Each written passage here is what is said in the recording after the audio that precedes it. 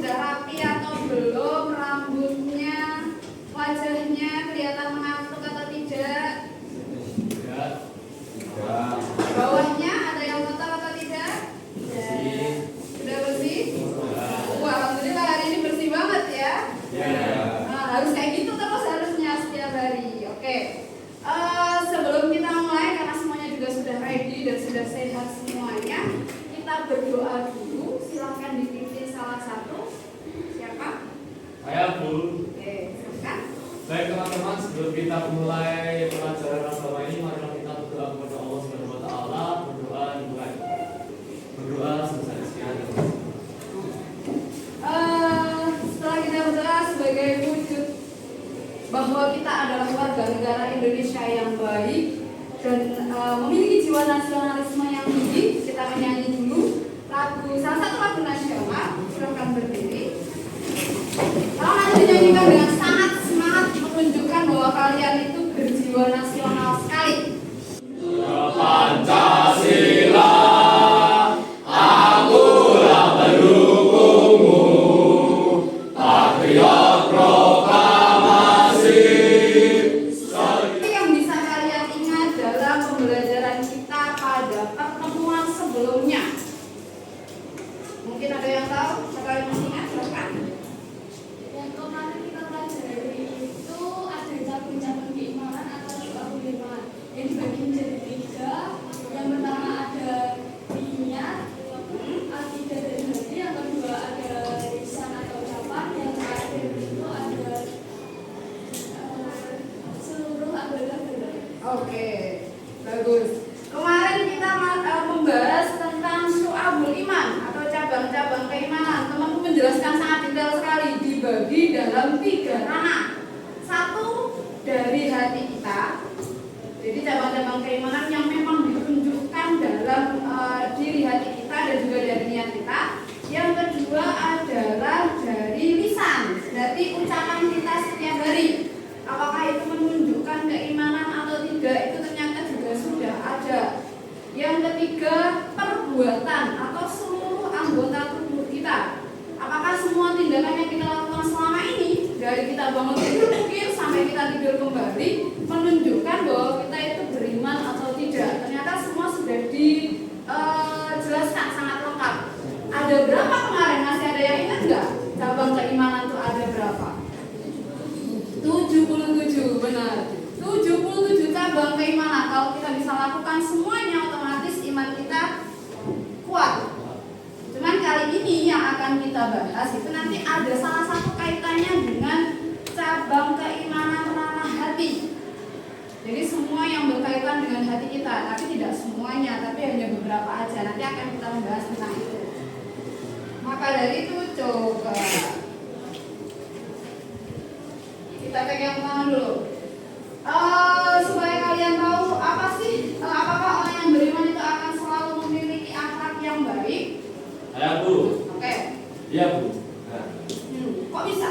karena gini Bu, kalau orang yang beriman itu kan berarti kan percaya kan Bu. Nah, orang yang percaya kepada Allah Subhanahu Wa Taala sudah pasti akhlaknya baik Bu. Karena apa? Karena kan orang yang benar-benar percaya atau beriman kepada Allah itu sudah pasti akan menjalankan perintahnya dan akan menjauhi larangannya Bu. Oh, nice, orang. Yang kedua sekarang, kalau memang orang beriman itu selalu akan memiliki akhlak yang baik, maka pasti ada kategori orang yang tidak beriman, yang mungkin atau notabene kebanyakan melakukan akhlak tercela. Ada yang bisa menyebutkan contoh dari akhlak tercela? Oke, silakan. Akhlak tercela yang saya tahu itu ada sombong, iri, terus berbohong, ya. Itu baru sedikit loh ya yang disebutin. Baru 5 aja. Kira-kira masih ada tambahan atau enggak itu nanti? Masih ada sangat banyak sekali. Tapi beberapa sudah disebutkan. Di antaranya yang disebutkan tadi menyentuh dalam diri sendiri, hati utamanya. Karena sombong, iri, terus kebiasaan suka foya-foya itu munculnya adalah dari dalam dirinya sendiri.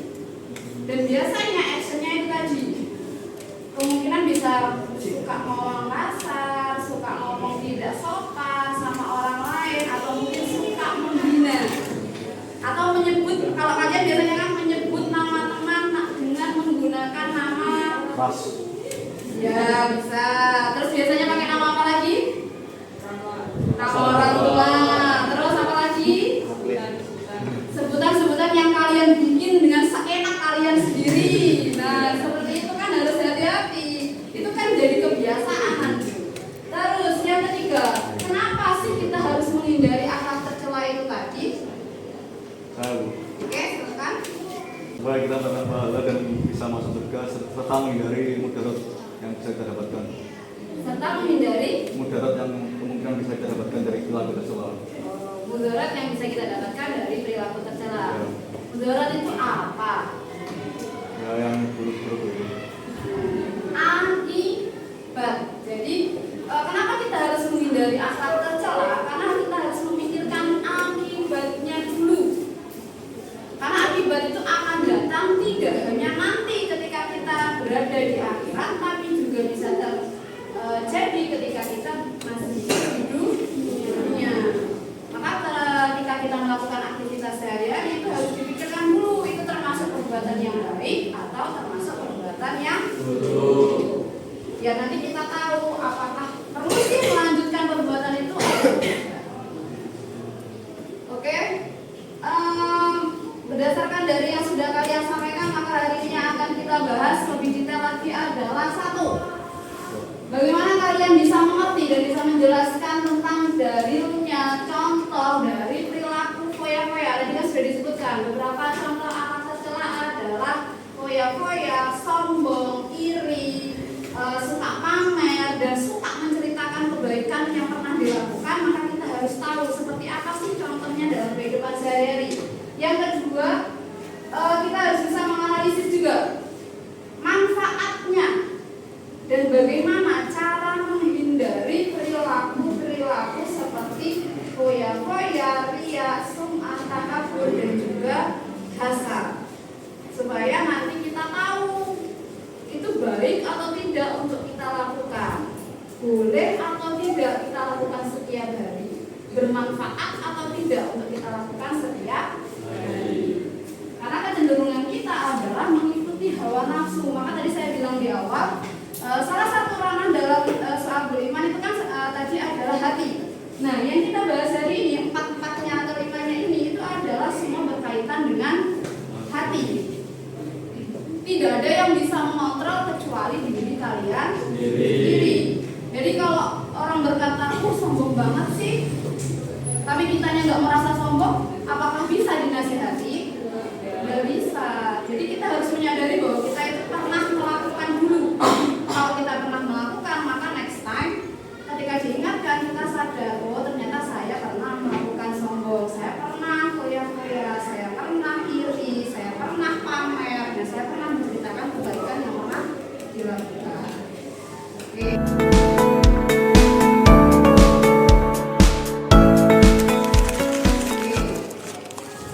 Di sini saya juga ada beberapa gambar.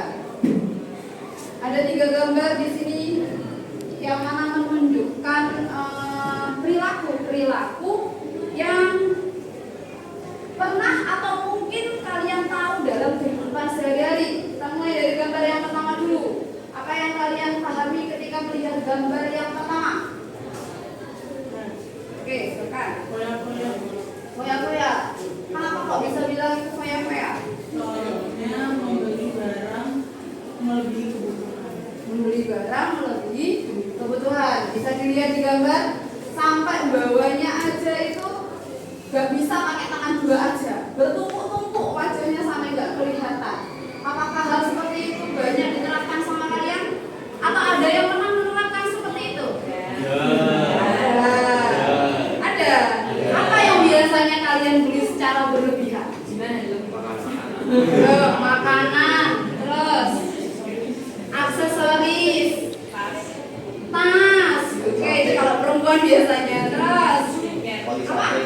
Baju, skincare. Banyak ya. Waduh, berarti kita hari ini harus benar-benar belajar harus tahu banget ini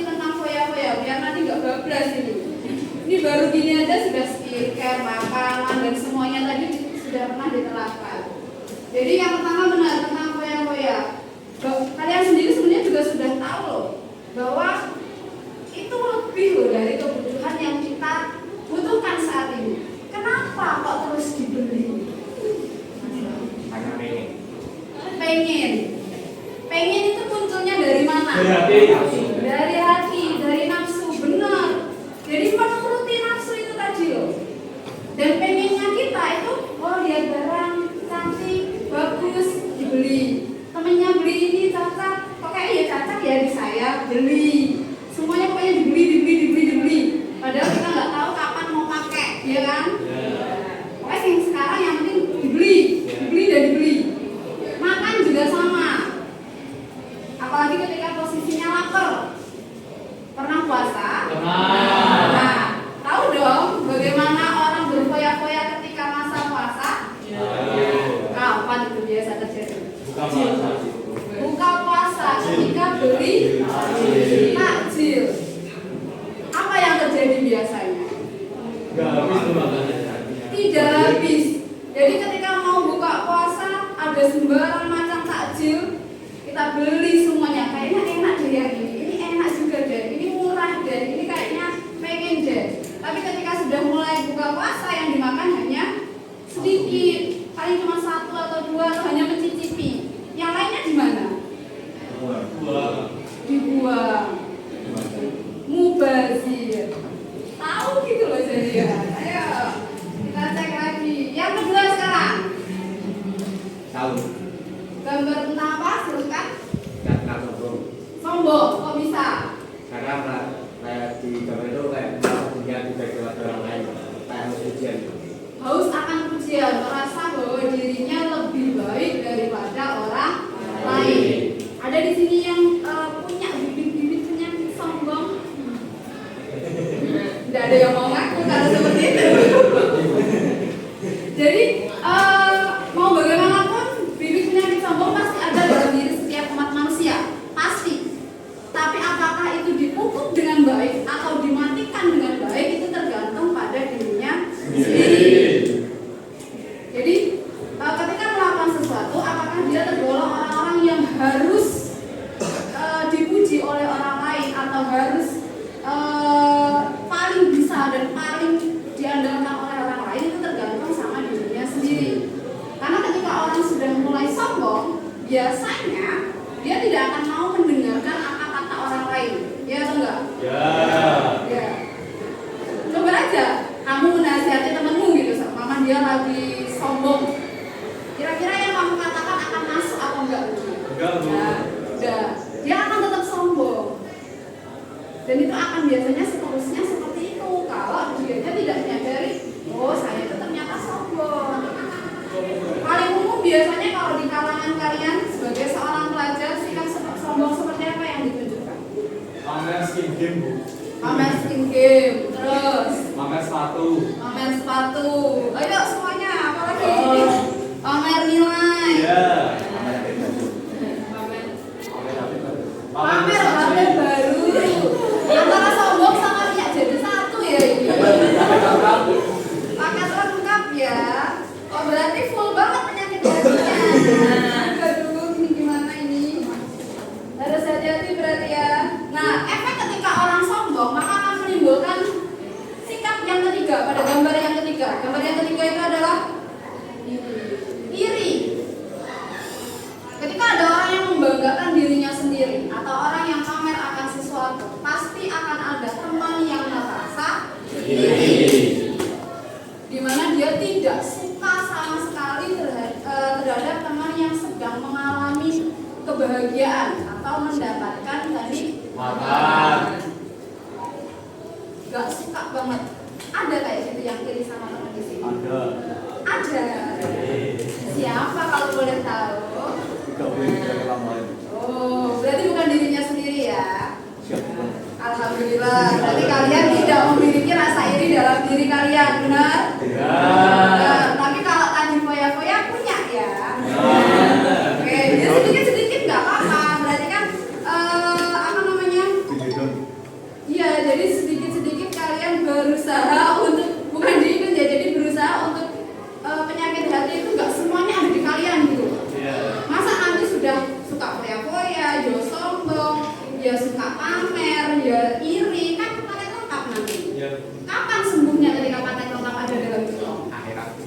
hidayah. Menunggu hidayah. Oke, kita lihat kapan kalian mendapatkan berikutnya. Nah, dari yang sudah kita bahas ini nanti, saya ada beberapa topik yang nanti bisa kalian bahas secara mendetail atau mendalam, sebagaimana yang sudah sesuai dengan gaya belajar kalian yang kita sudah tes pas pertemuan di sebelumnya. Jadi nanti kita berkelompok sesuai gaya visual, auditory, dan kinestetik. Nanti silahkan duduk sesuai dengan kelompoknya sendiri-sendiri. Baru nanti akan saya jelaskan apa yang harus kalian lakukan. Bisa dipahami? Oke. Kalau bisa dipahami, boleh kita berkelompok dulu. Mungkin dipindah tempat duduknya. Kelompoknya sudah dibagi jadi 3. Jadi ini untuk yang auditory di mana? Oh iya benar. Terus yang ini visual. Terus berarti yang kinestetik ada di Adam semua ya. Oke, saya jelaskan dulu mulai dari kinestetik. Untuk yang kinestetik, nanti teman-teman yang ada di sini, silahkan kalian mengamati aktivitas yang ada di sekitar sekolah kita aja yang menunjukkan perilaku takabur dan hasad. Tahu takabur dan hasad? Tahu. Apa? Takabur apa? Sombong. Kalau hasad? Iri. Iri atau dengki. Jadi nanti silakan kalian amati perilaku teman-teman kalian yang ada di sekolah ini yang menunjukkan sikap sombong dan iri. Tadi kan kita sudah ambil beberapa contoh, toh? Jadi nanti bisa kamu catat, bisa kamu analisis, dan kamu bedah. Kenapa orang kok bisa iri dan bisa sombong? Oke? Bisa dipahami? Oke. Sekarang untuk yang auditori. Untuk yang auditori, nanti silahkan kalian melihat sebuah video yang berkaitan dengan perilaku riya dan sum'ah. Jadi bedakan riya dan sum'ah itu seperti apa, terus contohnya seperti apa, terus bagaimana supaya kita tidak terbiasa riya dan sum'ah. Kalau nanti satu video kurang, boleh kamu mencari 2 video atau sumber belajar yang lain, tidak ada masalah. Jadi paham ya? Oke. Sedangkan untuk yang visual, untuk kelompok yang visual, silakan dibuka bukunya halaman 64 ini ya. Halaman 64 nanti silahkan dibaca sampai halaman 68. Ini nanti kalian pahami perilaku foya-foya. Jadi bagaimana supaya kita terhindar dari sifat dan perilaku foya-foya.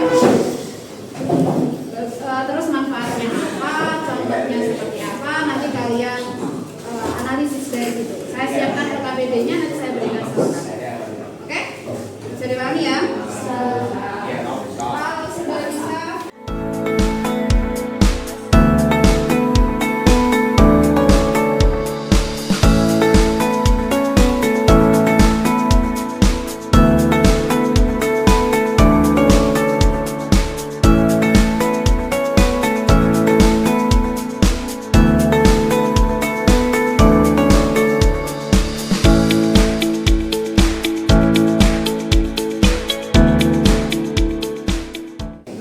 Sudah selesai semuanya? Sudah. Oke, sebelum kita nanti memulai sesi presentasinya, jadi nanti kalian juga harus menjelaskan apa yang sudah kalian diskusikan dengan kelompok kecil kalian ke teman-teman satu kelas. Kita bermain dan mengecek konsentrasi dulu ya. Ya. Oke, di sini tolong perhatikan dulu instruksinya. Nanti kalau salah berarti harus. Oke, boleh. Terus up lo ya mintanya. 3 kali aja, nggak usah banyak-banyak. Saya di sini ada 2 instruksi yang harus kita mulai sekarang. Oke. Di suatu pagi, saya pergi ke pasar.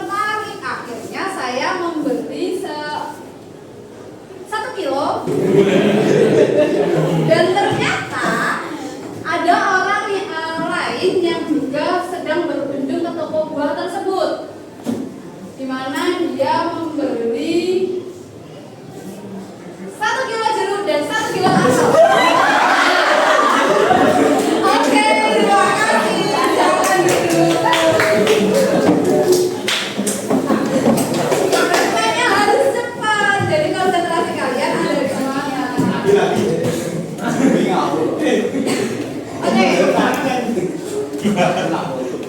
Karena kalian sudah konsentrasi, Mas Hasan ya, cukup menguras nafas ya. Ya. Kita lanjut berikutnya karena sudah lumayan sehat ini berarti ya, sudah konsentrasi semua. Yang berikutnya adalah menyampaikan hasil dari diskusi kelompok kecilnya masing-masing. Mau kelompoknya siapa dulu yang mau? Saya. Oke, dari kelompok auditori berarti ya. Ya. Dari tepuk tangan dulu. Baik, teman-teman, assalamualaikum warahmatullahi wabarakatuh. Waalaikumsalam warahmatullahi wabarakatuh. Oke, jadi di sini saya dari kelompok auditori ya, saya di sini terwakilan dan sebelumnya perkenalkan saya Asrul Sumaranda dan ini. Nah, oke, jadi kali ini saya akan menjelaskan tentang Ria dan Sum'ah ya. Jadi bisa kita baca di sini bahwa Ria berarti menampakkan kebaikan dengan tujuan memperoleh pujian, penghormatan dan penghargaan. Nah, di sini contohnya bisa kalian lihat ya yang gambar pertama. Saya Pak Haji loh. Nah, itu termasuk dalam Ria dalam niat kita ya teman-teman. Kalau yang kedua itu ini kayak yang sering lagi ngetren di zaman sekarang teman-teman di media sosial, kayak orang-orang yang berbagi tapi sambil di video teman-teman seperti ini. Nah, ini termasuk dalam Ria dalam perbuatan. Bisa di next. Oke, dampak negatifnya yaitu yang pertama adalah amal saleh yang telah dikerjakan menjadi sia-sia teman-teman. Yang kedua, merasa kecewa jika tidak mendapatkan pujian dari orang lain. Dan yang ketiga, muncul rasa tidak puas dari presentasi dari kelompok saya yaitu auditori yang membahas tentang Sum'ah. Baik, sekian dari saya. Assalamualaikum warahmatullahi wabarakatuh.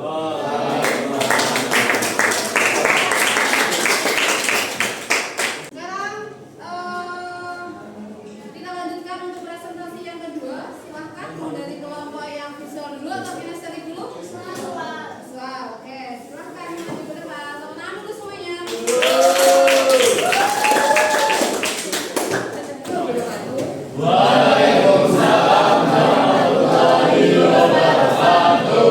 Saya perwakilan dari kelompok visual.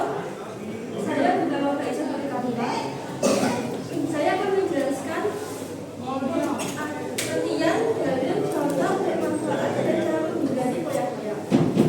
Yang pertama, pengertian. Foya-foya merupakan pola pikir, sikap, dan tindakan yang tidak seimbang dalam memasukkan data.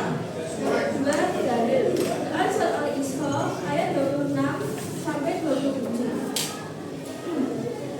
Dan surat Quran Surat Al-Furqan ayat 67. Salah satu contohnya adalah memakai hiasan emas di kedua tangan, leher, jari jemari, dan kaki pada saat menghadap.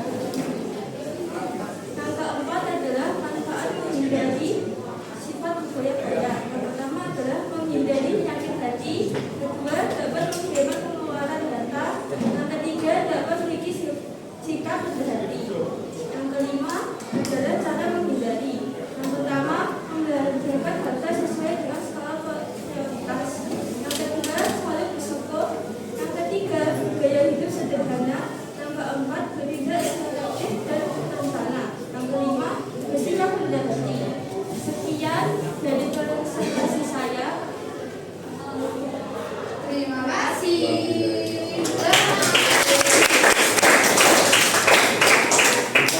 Berarti dari kelompok kinestetik silakan. Assalamualaikum warahmatullahi wabarakatuh.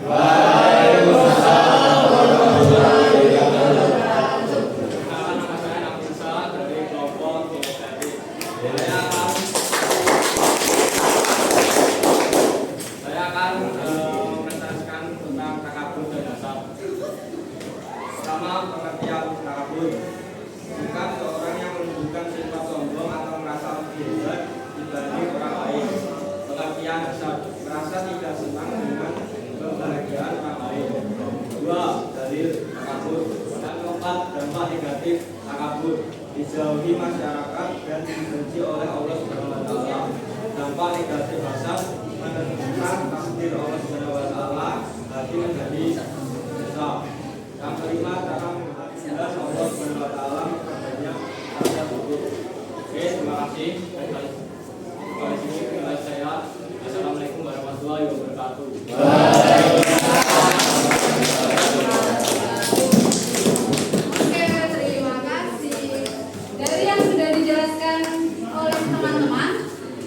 ada mungkin yang mau ditanyakan atau mungkin ada yang masih belum paham? Karena sudah jelas semua loh tadi teman-teman ketika menjelaskan di depan.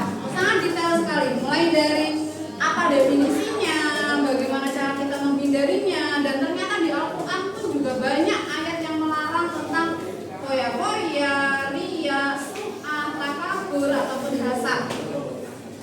Bagaimana manfaatnya untuk kita ketika menghindari itu pun juga sudah dijelaskan sama teman-teman. Mungkin ada yang mau bertanya di sini? Tidak ada? Tidak ada. Oke, kalau tidak ada, kita lanjut.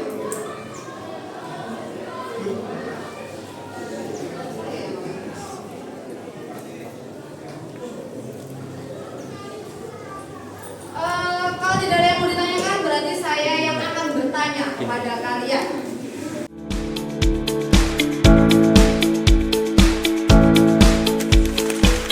Di sini tapi saya bertanyanya tidak secara lisan, tenang aja. Kamu pasti sudah grogi kalau bertanya secara lisan. Saya di sini ada beberapa pertanyaan yang nanti harus kalian jawab secara berpasang-pasangan. Oke? Silakan nanti dikerjakan secara berpasang-pasangan, dipahami dulu untuk benar mengetahui apakah kalian tadi benar-benar mendengarkan atau enggak sih penjelasan dari teman-teman yang ada di depan. Bisa dipahami ya? Ya, bisa. Oke.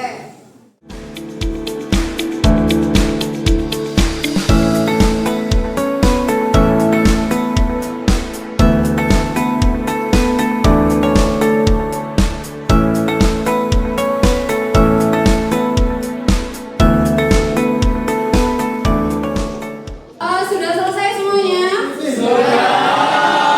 Kalau sudah selesai, coba dikumpulin semuanya. Oke, sudah kelihatan paham semua ya berarti ini ya. Ya.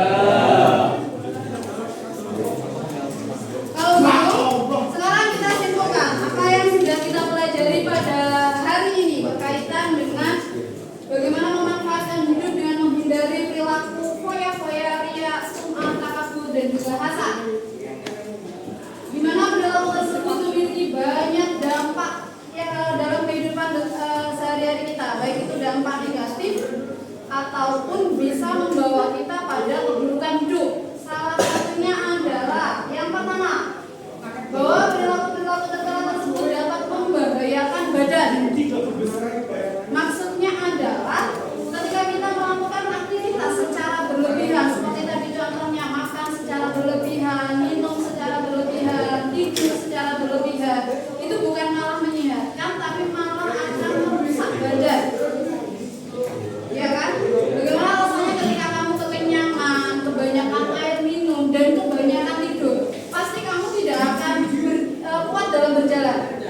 Goyang ke kanan, goyang ke kiri kayak orang gila atau kayak orang mabuk. Berarti kan tandanya itu kamu tidak sehat. Makanlah, minumlah, dan istirahatlah sesuai porsi. Oke. Yang kedua, dampak yang kedua adalah merasa kecewa dan tidak puas atas kebaikan yang dilakukan. Karena orang-orang yang terbiasa riya atau sum'ah itu harus mendapatkan validasi dari orang lain. Jadi ketika dia melakukan kebaikan kok tidak ada yang melihat, dia tidak akan semangat, merasa bahwa itu sia-sia.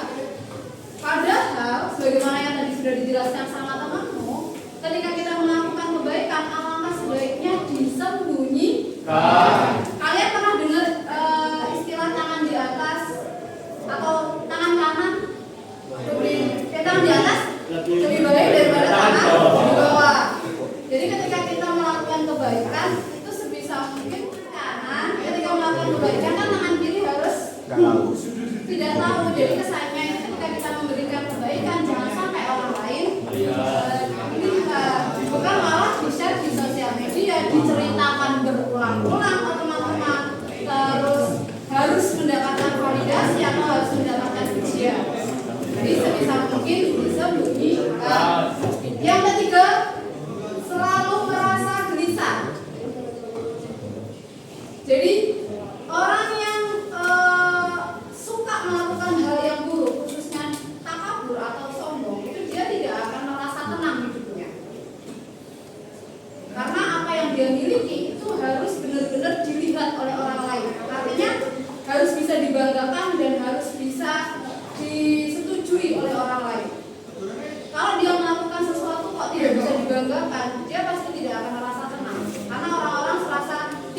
sebagai dia, misalnya sebagai itu.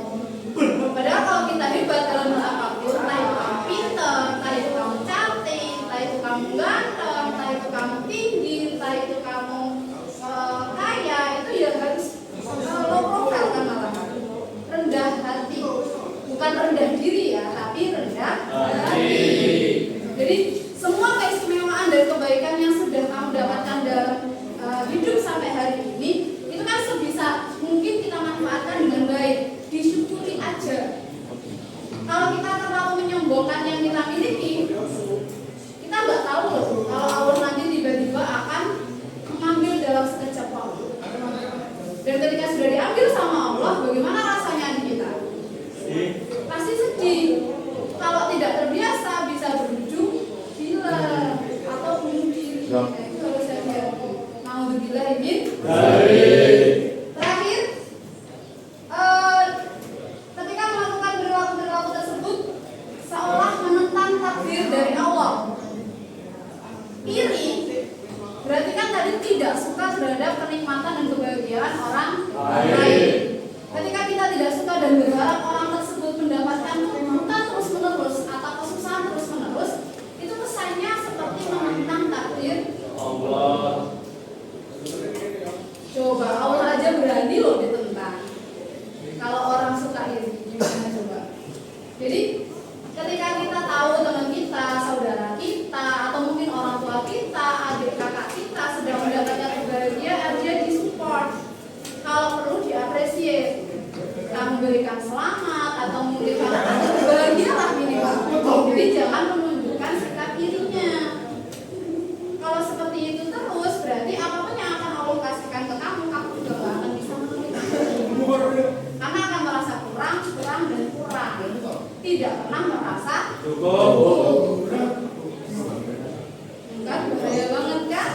Jadi ketika efek dari perilaku ini tadi seperti ini, maka bagaimana kita bertindak dalam kehidupan sehari-hari itu harus diusahakan dengan sebaik-baiknya. Minimal dipikir dulu sebelum melakukan sesuatu. Jangan langsung ikut-ikutan tren, jangan langsung ikut-ikutan teman. Karena faktor pergaulan lumayan berpengaruh dalam kehidupan kalian, khususnya anak SMA. Ya kan? Jadi sebisa mungkin hati-hati apapun itu dan sampai kapanpun. Bisa dipahami? Kalau sudah bisa dipahami, menurut kalian hari ini, apakah pembelajaran kita cukup bisa diterapkan dalam kehidupan kalian sehari-hari? Cukup bisa dicontohkan juga ke teman-temannya dalam kehidupan sehari-hari? Bisa. Saya, berarti kalau ada teman yang melakukan perbuatan-perbuatan buruk tadi, mau mengingatkan? Mau? Bukan malah ikut-ikutan? Nah, oke, baiklah. Kalau seperti itu. Terakhir, kita refleksi. Jadi nanti silahkan diisi lembar yang akan saya berikan dari untuk pembelajaran hari ini, bagaimana dan manfaat apa yang kalian dapatkan. Nanti silahkan diisi dan dikumpulkan ke saya supaya kalian juga bisa lebih tahu makna dari pembelajaran kita pada hari ini. Setelah itu juga untuk tugas rumahnya silahkan dibuka di buku paketnya, nanti silahkan dikerjakan di halaman 28. Jangan lupa di buku tulisnya masing-masing dan dikumpulkan minggu depan. Sedangkan untuk minggu depan baca ya, belajar dulu tentang sumber hukum Islam.